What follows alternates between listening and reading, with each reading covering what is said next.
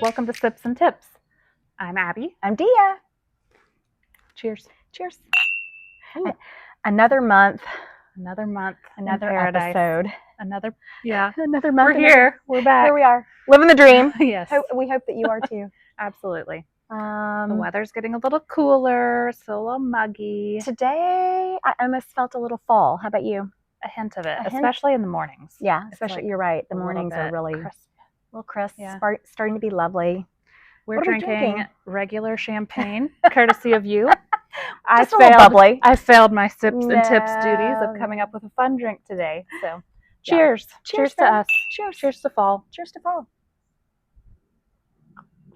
All right. So that's pretty tasty. Yes, pretty tasty. It is tasty. It's very good. I need to get the name of that. I'll do that. Last month we had like a really fun episode.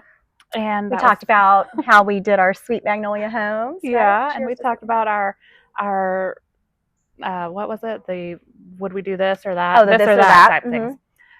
This time we're going to have a little bit more serious. We're going to be serious today. We're going to try to be serious. We're not. It's hard for us, but yeah. We're going to talk about like as an adult, whether or not you necessarily own a bunch of real estate or not, or any real estate, just some things that you should have prepared. Yeah, really, it's not even just, it's adult life documents that some are definitely real estate related, but many of them are just things that once you turn 18, for those of you that also have like more grown children, like I do, and there are certain documents that we might need to think about and that I probably need to institute in my household because my 18-year-old, well, he's not 18 anymore. Well, yeah, he's almost 21. He's almost 21, and he's still he'll be out here cheersing with us in a couple more months. Pretty soon, we'll have to bring him on with that. But documents that we should probably all have right for life. So, what are some of these documents? Well, I guess one of the first ones that comes to mind would just be a basic will. Mm-hmm. Just having a basic will in place that has, your wishes in terms of your belongings, in terms of even real estate. Right. But let's talk about that because it also brings me to thinking about the way deeds are written and whether there's a survivorship clause on there. Is that what I'm calling it? A survivorship? I believe so, clause? Yes. Like how you own the property. Mm-hmm. If you're either husband and wife or spouse and spouse or partners, or some people are not, legally married and own property together. Yep. We see a lot of the chain of title going to go if somebody passes away? Correct. So I think those are important things. Typically it'll transfer if you have it done properly. Right. And we cannot give legal advice for that. That's right. We know none of this. I mean, we know quite a bit of it because it was all on the real estate exam. Right. However, we can't tell really you how to own your property. Right. So that is something we could refer you. We have many awesome real estate attorneys that we work with and trust and estate attorneys that could give you good advice on how you should own your property so that it passes down according to the proper chain of title. Right. So, yes. A little bit morbid. Yeah. Well, I mean, some people don't like to talk about this, but unfortunately, when things happen in life, they sometimes happen suddenly. And for that reason, having your so-called ducks in a row, I think is very important. It is important. So, I mean, aside from a will, what are some other things, Abby? I have a little cheat sheet here. Okay, good. Tell us something, girl. Durable financial power of attorney. Mm-hmm. This document gives another trusted adult the ability to transact business on your behalf. Mm-hmm. So I guess that's while you're still alive. Well, that would be while you're alive. I think that if you were injured, severely injured, not able to take care of things, you know how when they get you on the phone and you're trying to call on behalf of your husband and they're like, well, who are you? And this is a recorded phone call. And they'll be like, I'm sorry, I can't talk to you. I need to talk to your husband that he can give me the okay to talk to you. So I'm like, oh, okay. So it's that kind of stuff where by having that. Mm-hmm. Or, I mean, we've both experienced this. If you have I haven't, but you have an elderly parent that you need to transact on their behalf because maybe they're not in their mental capacity or health to do so on their own. Correct. And making sure that it's the correct power of attorney. Yeah. There is, in some states, there's a specific one for real estate. Sometimes it'll be everything but real estate that you can transact on their behalf. And other times you need to make sure that it does include real estate. So that's a really good point. And I did have to do that. So not fun times. Right. Also a durable healthcare attorney, kind of same healthcare thing, directive. Healthcare. Yeah, the healthcare directives are important also with like if your child turns 18, wanting to know what their wishes would be, or your parents' wishes at the point that they're no longer able to make those decisions. And I can't stress enough how important it is to have that in writing.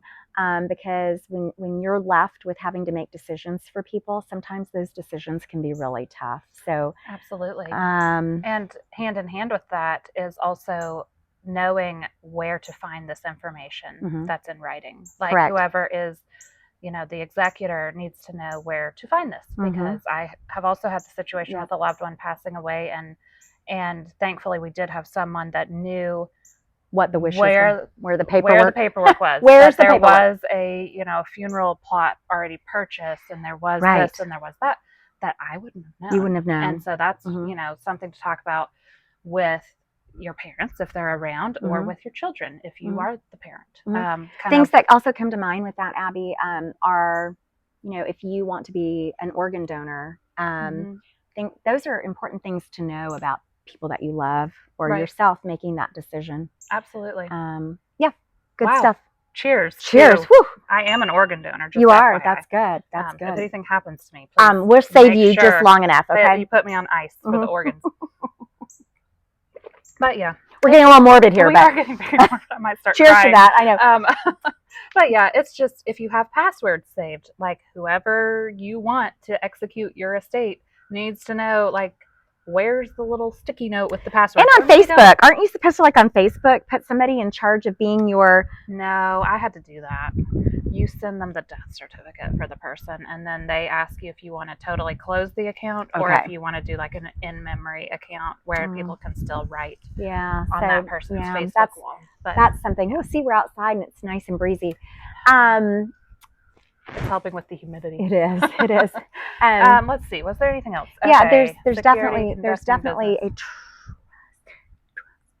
Oh, that was under will. A will and or a trust. So sorry, I thought you already talked about that. So what we talked about was the will, but then the will can also be inside of a trust. Yeah. And by putting things in a trust, you kind of circumvent probate. I think that sounds legit. You are talking above my head. Well, typically that is what happens in a trust. And houses, as you know, can be purchased in trusts. I imagine you've seen some of that. I know I have. I have. So it's just a way to protect. And a lot of times today, obviously, everybody knows divorce rates and stuff like that.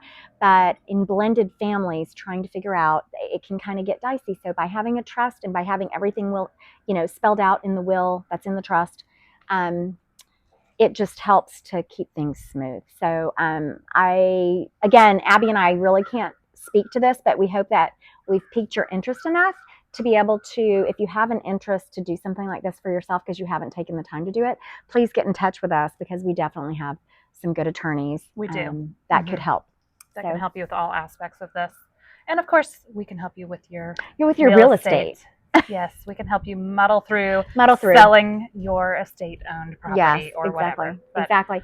I wanted to just put this out there because I do have something like this coming up.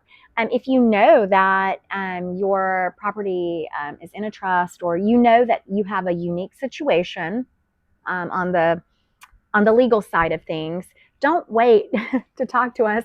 Like, hey, I'm ready to list. Come to us a little bit earlier. Let's get you in touch. Let's make sure that we can run title and that title comes back clear and that everything's good, so that when we do list, it's a smooth transaction. Right. Don't wait till the last minute. Yep. So anything else? Do we have anything else?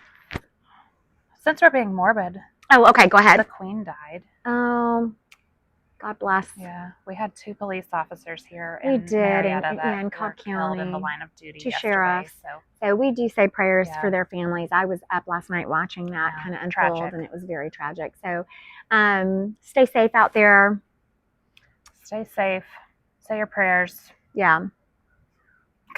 God bless King Charles III. Yeah, I mean, he hasn't had a real job, and now he's 73 and getting his first real job. Yeah, bless him. Cheers to him. Cheers to him. God bless. Yeah, I really did love the Queen. I mean, I didn't meet her or anything, but I didn't either. I just felt she was lovely. So she seemed like a nice lady. I think that everybody will be watching on Netflix. There's that series, The Crown.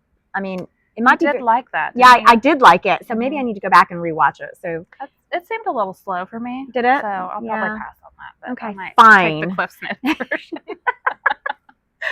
All right. We will try to have a more happy and uplifting episode for you guys next We'll try. Hey, cheers. You know what? The thing is, we didn't drink before we filmed this. I know. See, we're very serious today. I mean, normally we get a drink or two, maybe a drink or two, and we're like funny, but we're just not funny today. Today, we are talking about serious stuff, and we're more somber over here. But thank you for watching us and sticking with us. Through all the serious stuff. I did want to say this to everybody, all of our fans, because we have so many. Could y'all please give us some ideas on what you'd love to hear? We keep begging. I mean, we need what ideas. Is something that you would like us to talk about? I mean, I don't know. Should we have a pumpkin carving contest? I mean, next month. You and I have one? Yeah. We're going to compete against each other? Me and you, and then we want everybody to send in their pumpkin pictures. Because we did that last year, and we sent out some gift cards. So, I mean, let us know. We would really like to have some fun with you. Yeah, we would. All right. All right. Cheers.